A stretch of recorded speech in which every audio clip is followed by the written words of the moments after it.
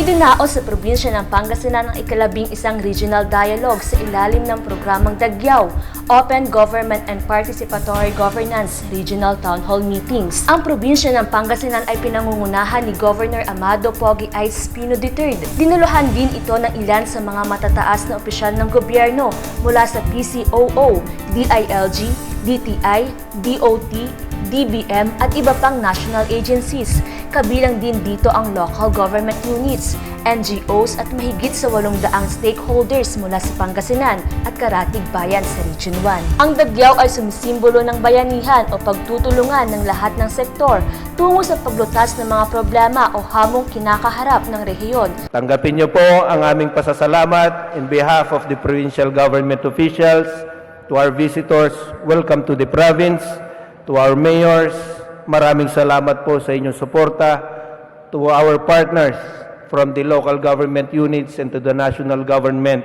agencies.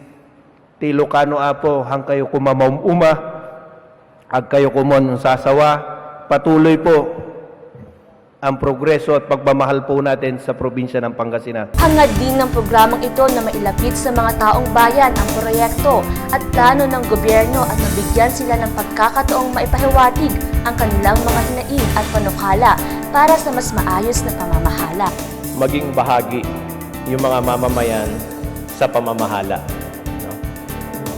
Kung nakikita ho ninyo dito yung title, Bringing Government Closer to the Citizens, palagay ko mas maganda hong titulo o akma rito, yung Making Governance Better and Efficient through Dagyaw or Bayanihan. Tinalakay sa nasabing town hall meeting ang good governance ng Duterte administration gaya ng tax reform for acceleration and inclusion or TRAIN law, build program at ilang mga concerns sa trade and industry. Ang mga ganitong proyekto ay malaking tulong sa kabuhayan ng mga mamamayan, lalo na sa probinsya ng Pangasinan.